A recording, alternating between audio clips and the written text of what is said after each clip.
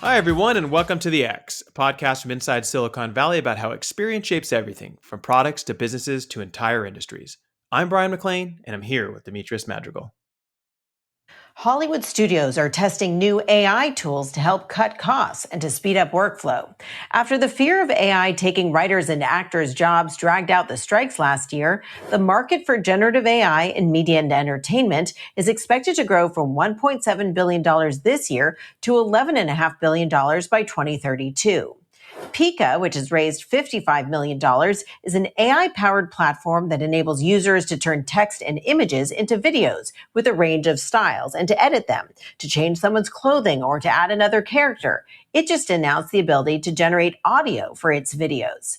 A leader in this space, Runway, is valued at $1.5 billion with backing from Google, NVIDIA, Salesforce, and others. It recently added features to give creators control over movements within shots and to adjust the positioning of the camera in AI-generated video.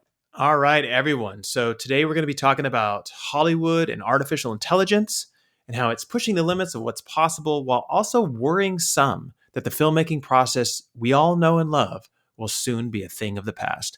Good morning, Dee. How are you? I am doing good. This is an interesting topic. There's a lot going on. I feel like it is kind of getting overhyped a little bit, but it is certainly something to think about. There's some people who are pushing the areas that might not be the best for them. Yeah, so I want to ask you a question just before we even kind of like really jump in on this. Is that we were doing a kind of a pre-discussion the other day, and you made an interesting comment. I said something about Hollywood, and you said, "Oh, Hollywood's a weird business, anyways." Can you This is true. explain what you meant? What you meant by that? Well, we were talking about like the studios and things, and like for the most part, studios don't. From what I understand, I mean, I haven't worked in Hollywood, but we have friends who are down there. We listen to the news quite a bit and pay attention to some like insider stuff like the was it the Script Notes podcast, which anybody in UX highly recommend you listen to the Script Notes podcast because everything they're talking about when it comes to narrative and creating an experience and a feeling is incredibly important for the work that we do. But I will say that they structure things in a very unusual way relative to what we're used to. Like when a studio is putting together a film, they spin it up as a separate company. Investment money goes in so that it's like a separate LLC, so that uh, they're partitioning the finances and the liability and all these things. And then most of the creatives are there on contract, right? Like Steven Spielberg isn't an employee of Warner Brothers or Universal. He's there on a contract. Same thing with the screenwriters, same thing with the actors, same thing with the producers. Most of the producers don't even work for the studios. So that's something that that's very different than like how Silicon Valley works, for example. Yeah, I almost feel as though like Silicon Valley is like a little bit heading in that direction though, because there's a lot more contracting going on and a lot more like vendoring and partner to partner and that kind of stuff. So you almost see that. I was listening to Adam Savage talk the other day. He used to be on MythBusters for those of you who don't know, but he also he's an industrial designer and he has his own YouTube channel and it does really, really well. He like builds things live. And one of the things he said was that almost everybody in Industrial Light and Magic, which is the ones that did Star Wars and Indiana Jones and all that stuff, almost all of them are contractors, Yeah. including the industrial designers, except for a very small group of them that basically manage the projects as they move along. Um, and I didn't realize that until early on, that when a lot of these resumes will say like Industrial Light and Magic, they did work for Industrial Light and Magic, but they had to work under contract, which means that a lot of these companies will partner with your personal company. So like you'll see so many actors, so many directors, like Demetrius mentioned regarding Steven Spielberg, where they have their own production companies. It makes it easier because you're just doing a business to business partnership, kind of like D and I do with our business. We always do a Yeah. B2B partnership. And that exists to some extent within Silicon Valley, like you mentioned. I think it happens a little bit more. Well, I can't even see that because it happens quite a bit within startups because they are trying to keep their commitment to long-term costs down, but they also want those employees who are critical on as employees so they can kind of sell the team to investors. But even within large companies, even within FANG companies, they're going much more of the route of what's what we call quiet hiring, where instead of opening up a job position, they open up a contract.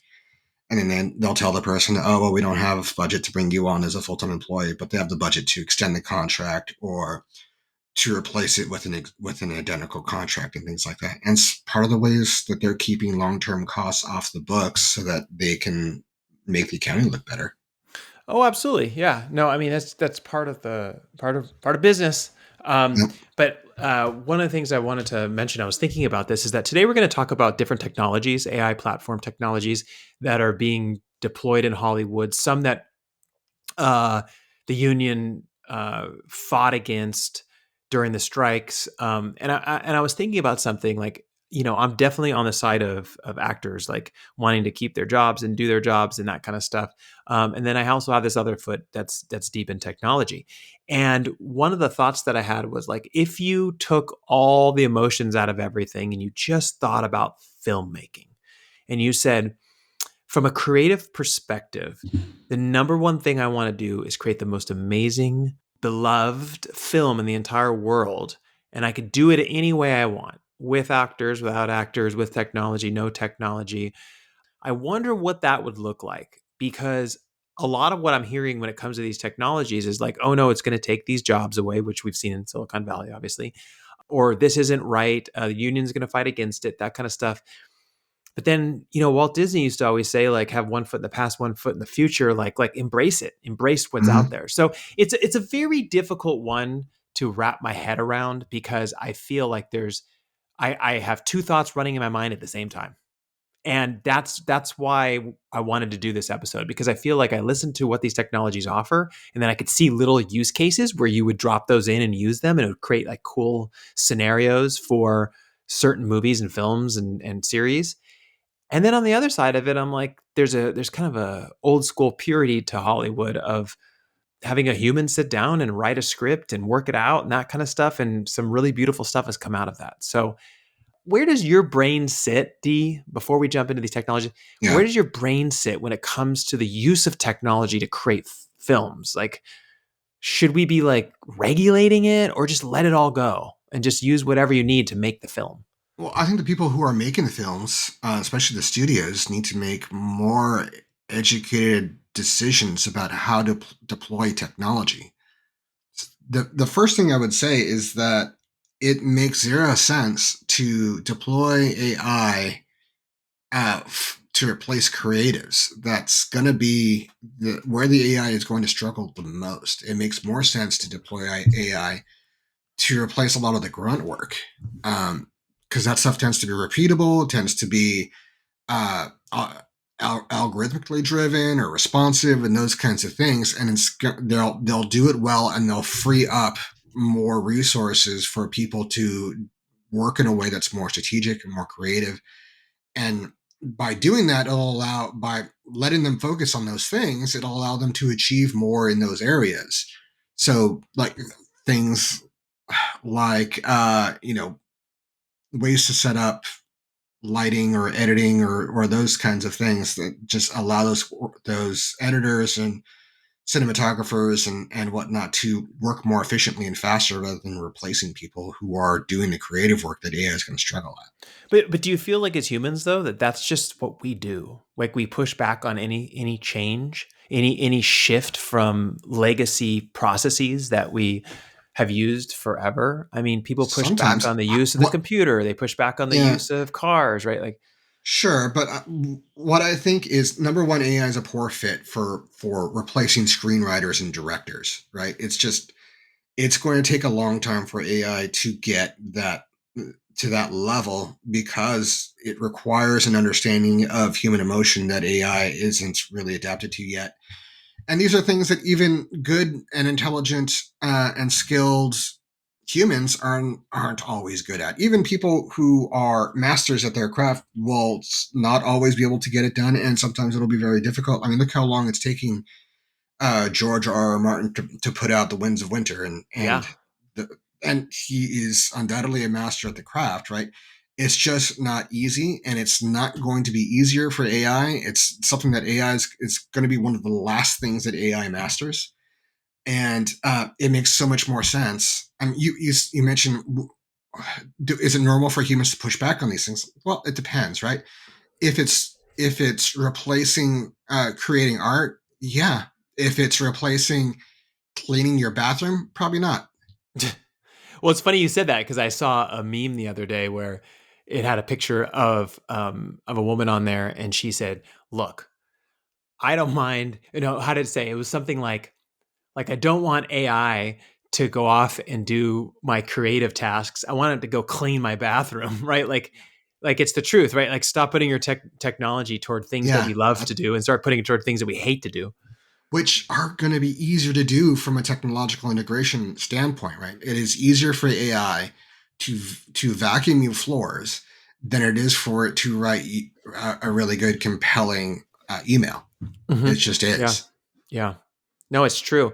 This is a great kind of like segue here because I want to talk about the first technology that we pulled out. Now, there's a ton of technologies in Hollywood right now, a lot of interesting technology that either was built there or came from Silicon Valley and that kind of good stuff. But there's a couple interesting ones that I want to talk about that are getting a little bit of attention. So the first one is called Fable. It's an AI platform that allows users to create episodes with a prompt or just a couple of words. Okay, that's kind of the high level summary.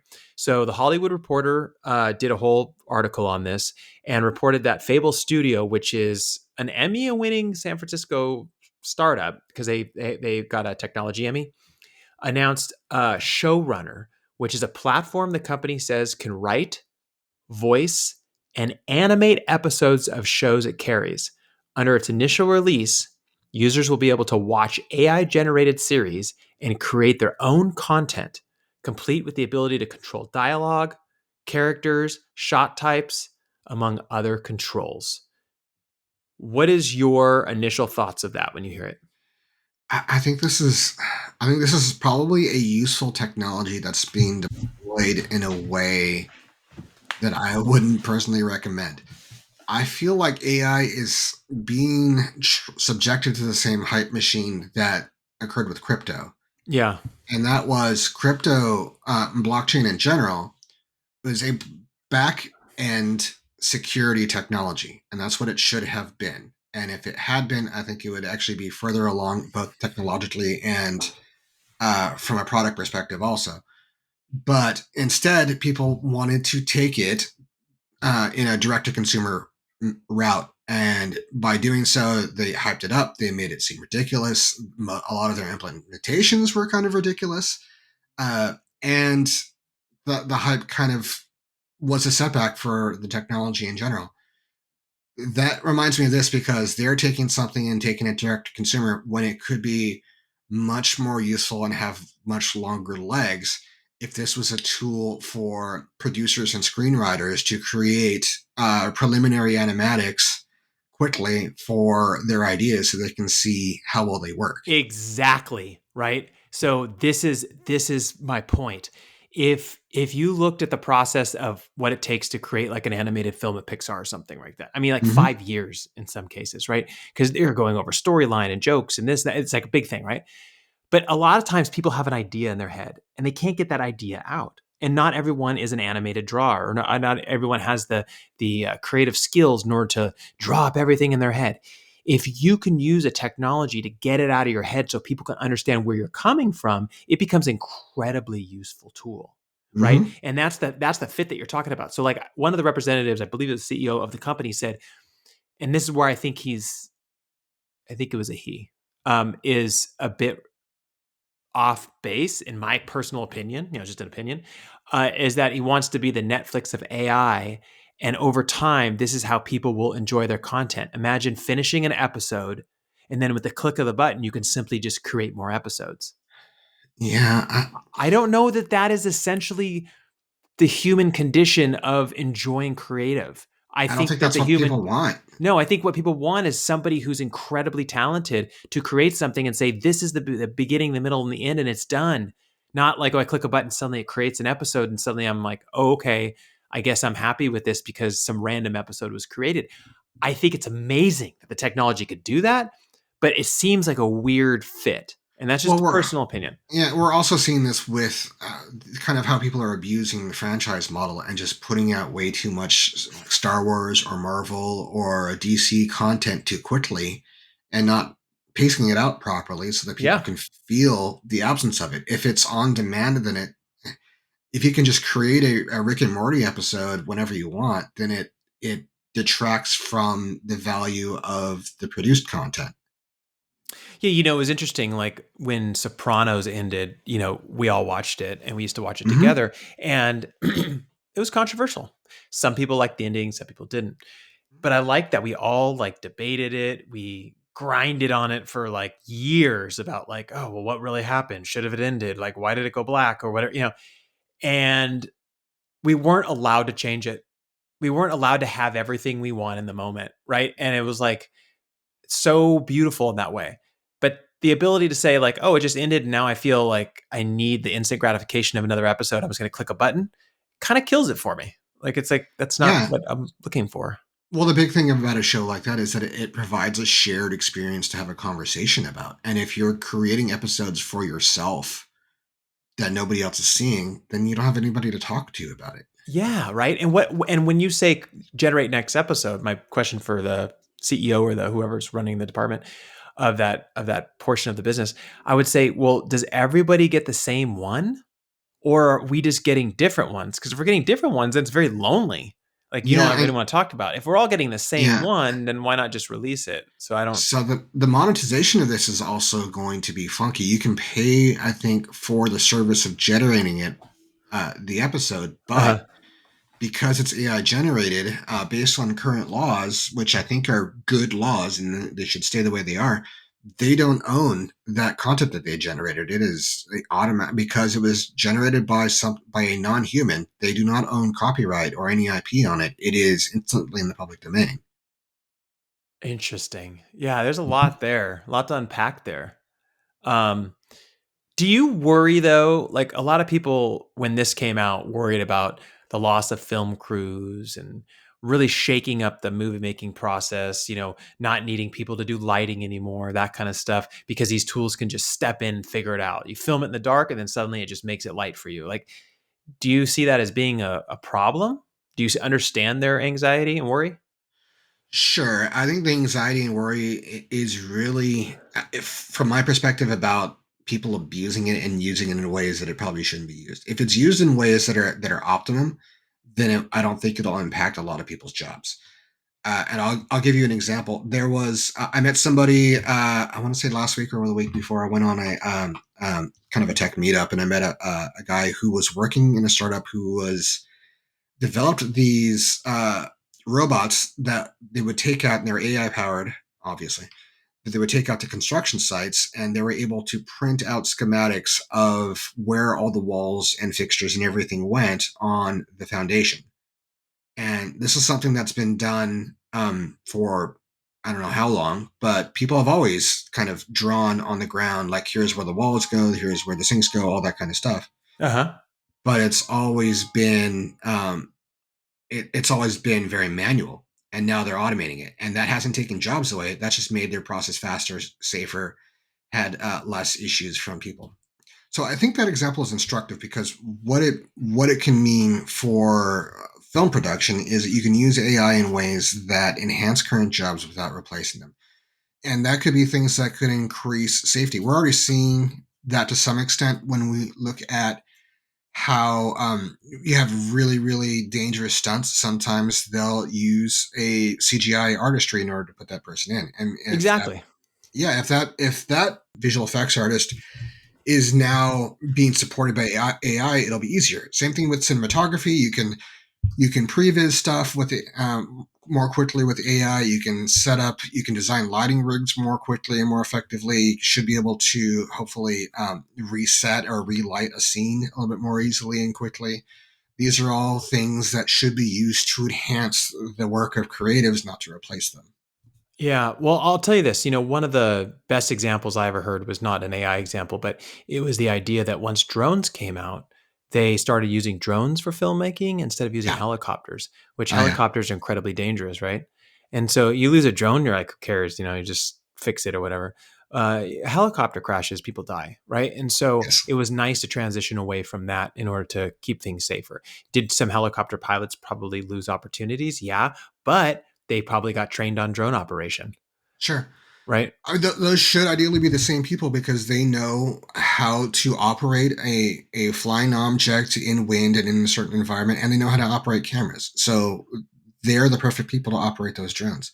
Now, a perfect example is using AI to model up a pyrotechnic display, right? To make sure that okay, here's where we're going to place the charges. Here's how it's going to be designed, and blah blah blah. You can model that ahead of time and have a good idea of where the fire is going to go, where the explosions are going to go, in order to increase safety and know where your safe zones are. Absolutely. And I think that that's kind of where the good side is, and then I think where the struggle is when it's you see the loss of job opportunities, right? Instead of leveling up like you're talking about, like, oh, we're going to go from flying helicopters to flying drones, it's like, oh, we'll just get rid of it altogether. And I think Yeah. that's where people get nervous. Now, one thing I will say is that the Hollywood Reporter also did an article about the use of AI with filmmakers, and one of the things that it said was is that a lot of them are using AI to create still images and other effects needed in like post production, but no one Mm-hmm. really wants to talk about it since AI was boycotted so much during the strikes. So a great example was A24 used AI stills in their movie Civil War, and they quote unquote got caught because one of the cars had three doors in it, and another image was not in the correct location where it was supposed to be. Um, but one of the quotes from the article said, behind closed doors, most corners of production, from writers' rooms to VFX departments, have embraced generative AI tools. For every project that has faced blowback for using AI in some part of the production pipeline, there are dozens more that have quietly adopted the technology. And that's what I believe is there's so many people that will say that they don't use it, like, oh, I don't use ChatGPT or whatever it is. And then later you realize that they do use it for inspiration to get their brain moving. And then they Sure. end up writing something else. It just shows you that the technology itself is useful.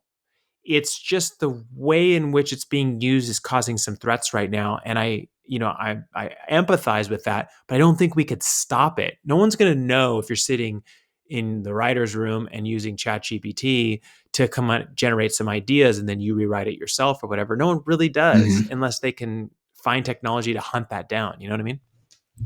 Yeah, I don't have a problem um, with AI being used in some of these post production areas, especially when it comes to Exactly. visual effects and things like that. And part of that is because there has been for a long time a massive shortage and crunch on visual effects artists.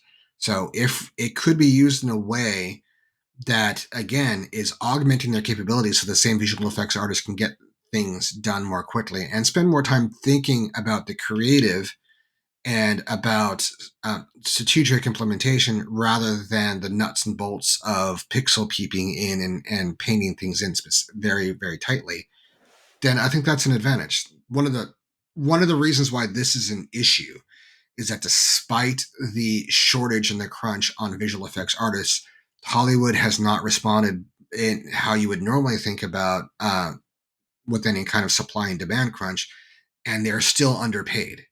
So the problem Yeah. in this situation is not the AI, like in most cases, it's the humans who are abusing things.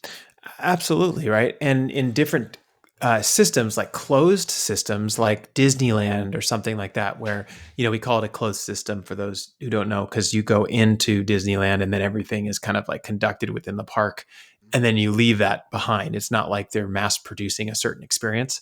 Yeah. Um, all these types of technology can really enhance what is actually happening there and give you a better time at the park, right? Or give you a better Mm-hmm. time in the movie. I didn't understand why people were like kind of hammering um, companies for using AI to help do stuff in post when Well, A24 in particular, right? well, A24, yeah, I mean they probably should have caught that like the car had three Sure, doors there, and stuff. there needs to be But a little bit more quality control, but A24 is not Warner Brothers, it's not Disney, it's not no, Universal. It's a small studio that focuses largely on like auteur driven like art films practically.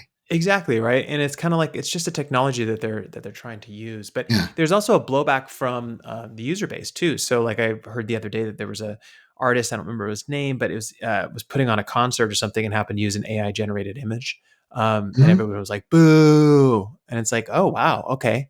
So Yeah, this is, I think it is a consequence of the hype machine, right? You get the blowback on it because of how hyped it is. And honestly, if you can tell that it's AI generated, then it probably wasn't of the greatest quality either. Totally, right? And and Hmm. and and and I think that people see it less of like, "Oh, that's not a great image. It didn't turn out right," to, "Oh, you're trying to cut corners." Yes. Right? Because it's like, emotionally, when people respond to things, they tend to respond to how they feel about it, which is understandable and it's human, and I do the same thing. Um, but how you feel about it is probably related to your position on it rather than your objective lens around the use of a technology. So let me give you a good example. So there's another company called Deep Voodoo, and some people might have heard of this one more than the other one because it was actually formed by Trey Parker and Matt Stone of South Park, and their whole company is about creating deepfakes for use in Hollywood productions. And so we hear the word deepfakes and we go, oh my God, deepfakes. They're like, faking the presidential candidates doing things and that kind of stuff. No, what this is that let's say I am walking down the street in a film and I'm, making noises and acting funny and doing all these types of things. Afterwards, they can place a mask on me and they can Hmm. place gloves on me and they can play whatever they want to do to turn me into a monster or a robot or anything else without me having to actually go through the process of putting that whole entire outfit on every day, wearing it, that kind of stuff.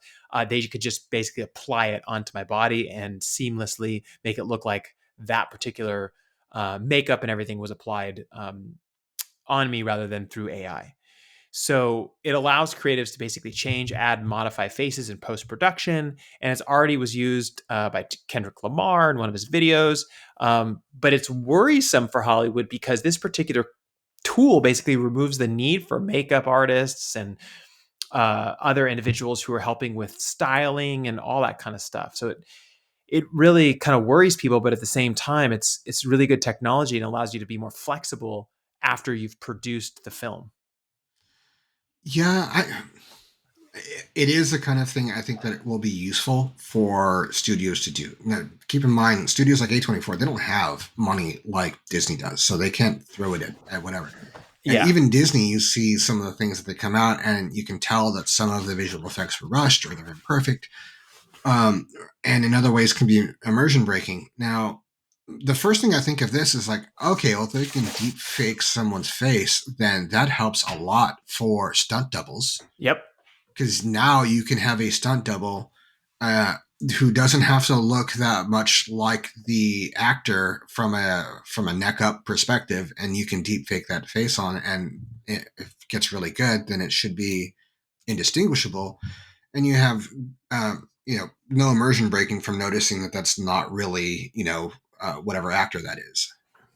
Yeah. Every industry in the world uses technology now. And I do believe that over time, it'll smooth out and be pretty rad. And it'll create really great movies and series and all that kind of stuff. But I love what you said about like using a stunt double because here's the idea. So I run, I jump off something, I fall on the ground, and there's only one moment where I have to turn my head to the right for 2 seconds and then turn it straight, right? Well, do you have to go and swap that person and put on the outfit and the whole entire thing? Or can you just apply that person's face really quickly and then instantly we're back to where we were? Now, the concern Yeah. is that, well, why wouldn't you just apply their face the entire time and just find a cheaper actor? Well, the reason why you have an expensive actor is because of the marketing job they have. So if you go with that, then you can potentially reduce your earnings potential. Yep. So the thing is, what affects costs a lot for movies is how many setups and how many shots that you take. So if you have to like reset up and change your lighting and change your camera position and get the actor in and things like that, then that increase your costs. And if that actor is being used somewhere else, and you can have a B unit shooting that coverage, then that speeds everything up. I can think of an example. I'm going to name it. I don't know. Have you ever seen The Irishman, the Martin Scorsese movie?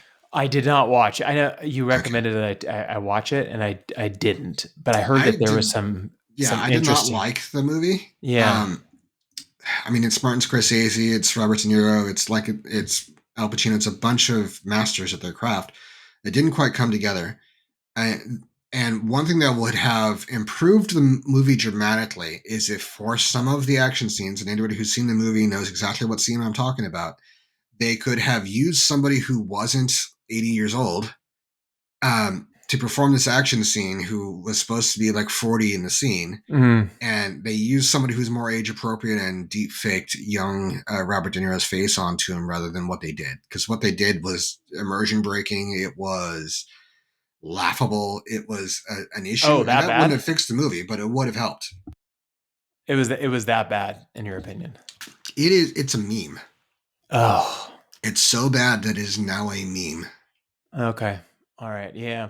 Yeah. It's a great example where the technology would have really helped out in that particular Yeah. moment. I mean, they did the same thing with a Clint Eastwood movie where they had one of the actors holding a baby, and the baby was fake, Mm-hmm. and they were looking at the people were watching the scene. It was a great scene, but they said that they kept focusing on the baby because the baby never moved because it was a fake baby. Yeah. And they're like, couldn't you have done something better there? And this was all Yeah. before this technology, of course. While the compositing would help a lot. I mean, people are worried about the makeup and things, and which is you'll still need somebody to design the visuals. So a makeup professional will be good at that, and some of those shots will be makeup. Some of those things will be will be practical. But keep in mind that sometimes people go to the hospital because of the makeup effects. You Yeah. know, Yeah. it harms people sometimes either because they're overheating or it was poor.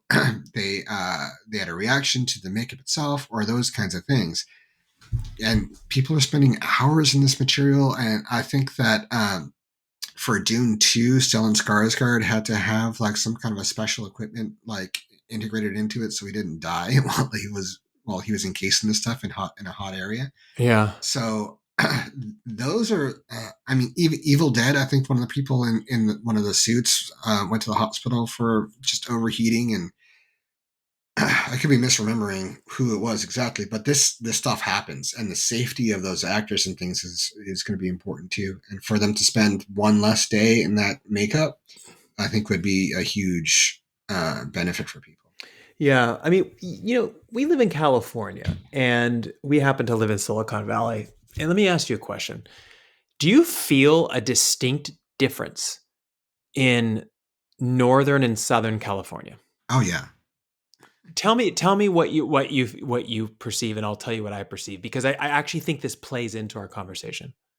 Well, I think the cultures are different for sure, but also the professions. So most cities take on the personality of their primary industry. Yeah. So you see this in New York, where you have the finance industry and some TV production and marketing and things like that. You see it in Silicon Valley, where with tech, which is different from San Francisco. Like it's a less pronounced, but there is a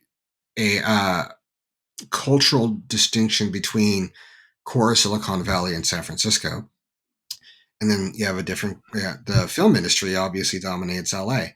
So in LA, I think that one of the things I love about LA is there is art everywhere. A lot of it Yeah. is art that is paid for and produced and things like that, but there are artists everywhere in some way, shape, or form. There are people who are creating animation, who are creating backgrounds, who are creating visual effects, who are writers, who are actors, who are directors, who are producers, and you're kind of steeped in a form of art pretty much all the time when you're in LA. In the Silicon Valley, things are more technical. Now, the role of artists are incredibly important. I want to make sure that's known. Like for everybody who's saying like, oh, I don't want to pay for somebody to get their art degree. Well, the art degrees that people get are the reason why we're using iPhones and Android phones and not all on Blackberries and Palm True. Treos. Yeah. Right. Yeah. The art degrees made the difference there, and it makes a difference in a lot of different products that people don't necessarily consider. But it is still driven primarily by data, by engineering, and by science. And in LA is much more about the show. And there's something they say at Disneyland, right? What's the show? And that's something that I think that is fundamental. Where in Silicon Valley, well, I mean, it's become much more financial over the past decade and a half, I want to say. Yeah, I would agree. But the roots of it are is let's build something cool that people will use. While in LA, it's like let's build something awesome that people will watch and enjoy and inspire some thought.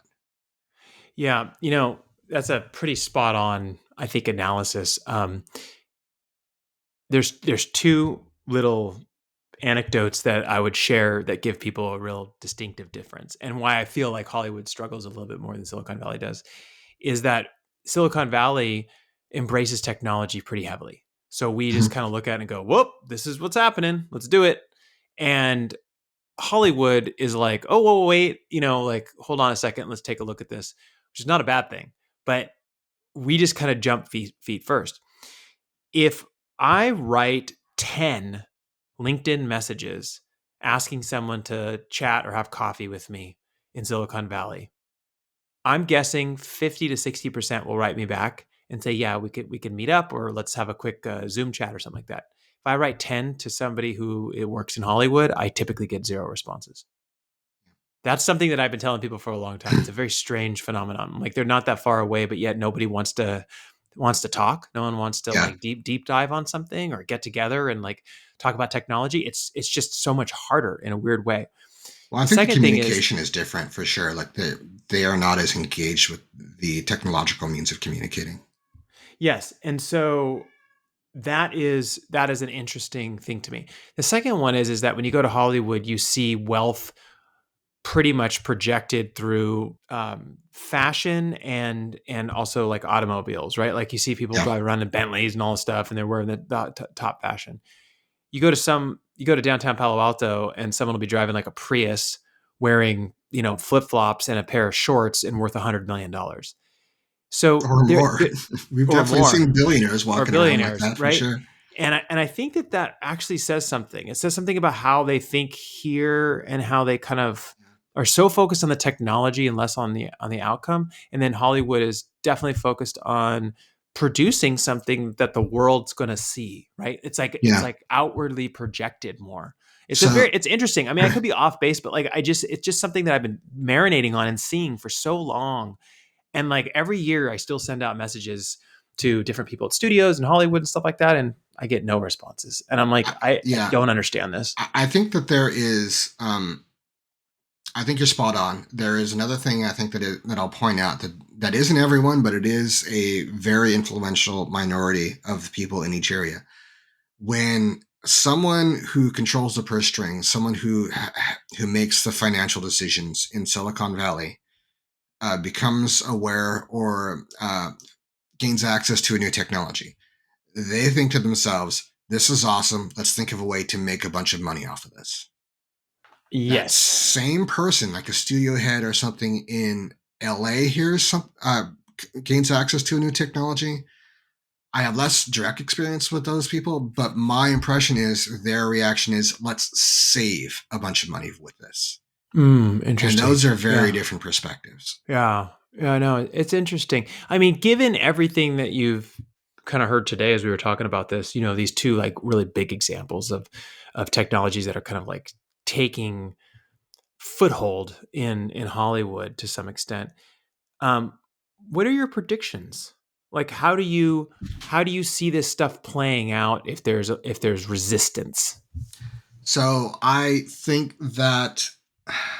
eventually we're going to get to what we're talking about. I think that AI will be eventually deployed in a responsible way that it enhances the capabilities of everyone on film sets and in marketing and so forth, and doesn't take the jobs of creators, but takes away some of the more dangerous, menial, less desirable work that is repeatable and grindy and those things that AI is really suited to do so. But I also think that it's going to get there the hard way, which is a lot of these tools like Fable, which it hurts me that it has the same name of a iconic video game. Uh, I think that a lot of those are going to go the way Quibi, and people are going to learn the hard way. And then as the hype dies down, it's going to find its place. No, I think that's a good assessment. I would just only add to that I think people are going to secretly use these technologies because they're helpful and useful for them, Mm-hmm. and we're going to wake up one day and realize that everyone's using them.